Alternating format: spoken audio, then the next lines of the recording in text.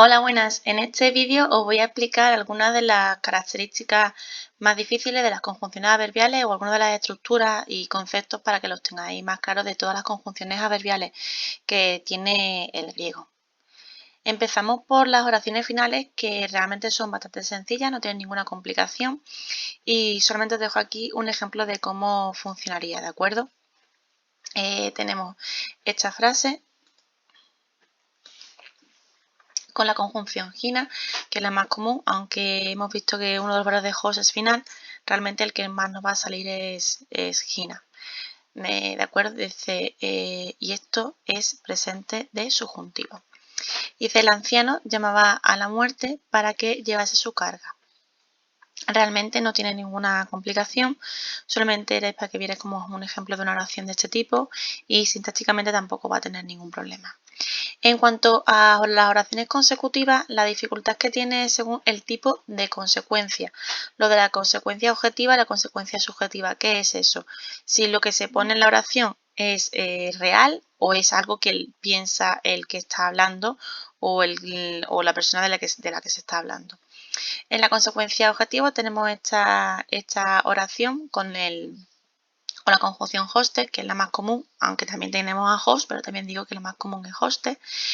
Y realmente la consecuencia, de modo que Lisandro parecía un rey, ¿vale?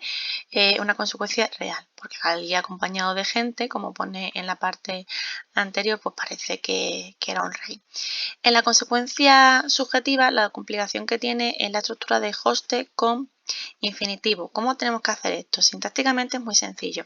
Nosotros marcamos la oración de hosted, ya sabéis que va desde la conjunción hasta la primera pausa, en griego es hasta la pausa.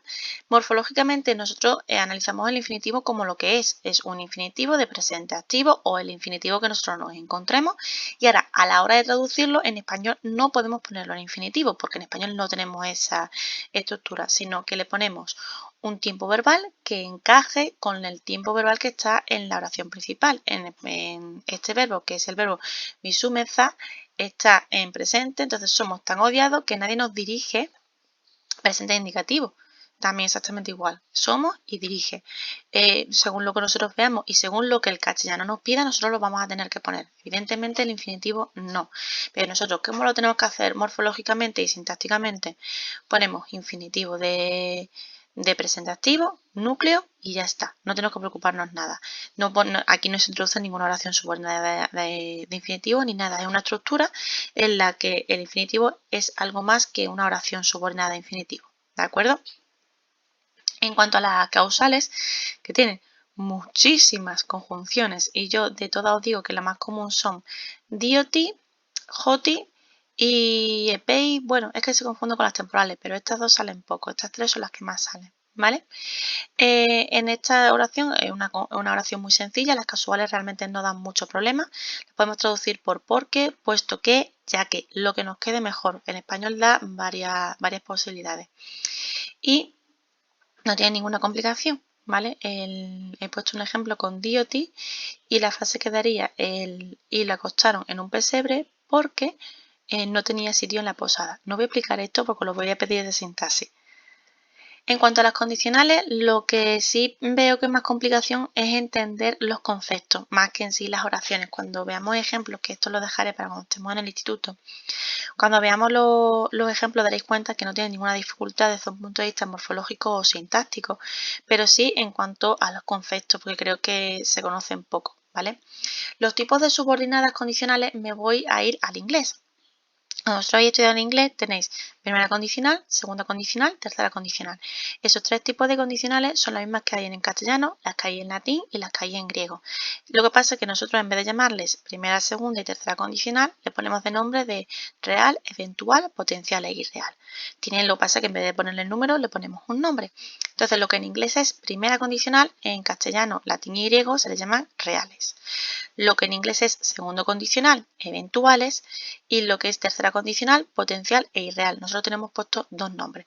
Reales son condiciones que suceden, si llueve te mojas, Eventuales es que lo que podría hacer el futuro o una posibilidad que pueda o no pueda suceder si yo fuera rica. Si yo fuera rica viviría en una casa más grande y así no estaría harta de cuarentena. Y en cuanto a potencial irreal, son esas cosas que no pueden realizarse porque ya es imposible que suceda. Que si yo hubiera estudiado, pues hubiera aprobado el examen, hubiera sacado mejor nota. Esas son las potenciales irreales. Y luego también lo que nos viene en la teoría, que puede ser que no entendáis, son las partes de una oración condicional. Lo que se le llama prótasis, que es un nombre totalmente griego, es la parte de la condición, la que tiene el sí, si llueves, ¿vale? Y la apódosis realmente es lo que sucede si se cumple lo anterior. Si llueve, que es la prótasis, te mojas, apódosis, ¿vale? Esas son las dos partes.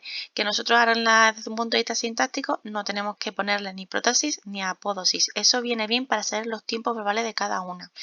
Cuando solo tengamos una y luego pondremos un ejemplo tranquilamente en clase a la parte del sí, oración subordinada condicional y ya está. Vamos a las oraciones concesivas. Tenemos muchos tipos, que si veis aquí solamente he puesto Kuiper y luego ei-kai, que puede ser kai-ei, y luego las otras formas que tiene la conjugación ei condicional de ponerse. Y de aquí me voy a quedar solamente con lo que creo que es la estructura más difícil, que es la de Kuiper más participio. Cuando tenemos una estructura de Kuiper más participio como la que tenemos aquí he hecho un poco de sintaxis para que veáis cómo se tiene que hacer.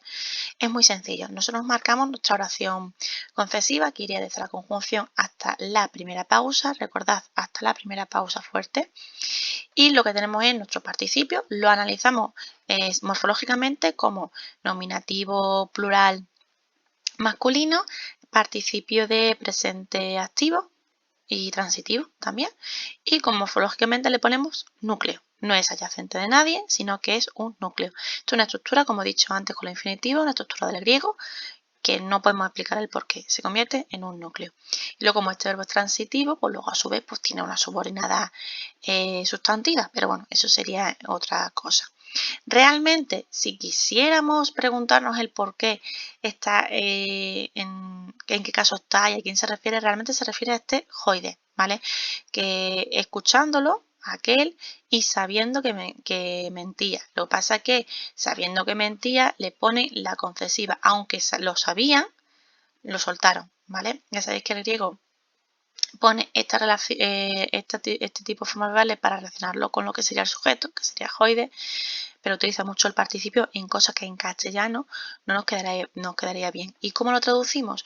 Bueno, como el verbo principal, que es este, está en aoristo, pues nosotros lo podemos poner, o también en aoristo, lo hubiéramos puesto en la opción de aoristo o la opción de imperfecto, lo que nos quede mejor. Siempre os digo, dejaros con la tranquilidad de lo que diga el griego. Nos vamos con las comparativas modales, que esta tampoco tiene muchísima dificultad. De las dos opciones, las que me salen son host.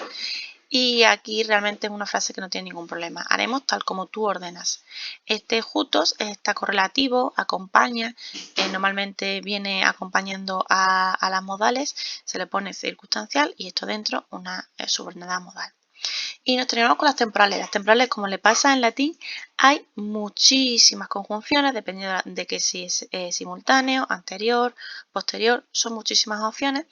Y de todas aquí me paro un segundito con la de prim más infinitivo, que es como las que nos han sucedido anteriormente. Igual, tenemos nuestra conjunción, tenemos nuestro infinitivo, que morfológicamente lo analizamos como infinitivo de presente medio, ¿vale? Y luego sintácticamente le ponemos núcleo y ya está. Y a la hora de traducirlo, pues en un tiempo correlativo con epoyei, que está en imperfecto, ¿vale? Hacían esas cosas antes de que llegasen los hoplitas. En español pues le ponemos imperfecto de subjuntivo, que es lo que mejor quedaría, ¿de acuerdo? Y estas son las apreciaciones sobre las subordinadas adverbiales que hay que tener en cuenta en griego. En clase haremos práctica y le haremos un estudio especial a las de condicional cuando veamos los tiempos que se utilizan.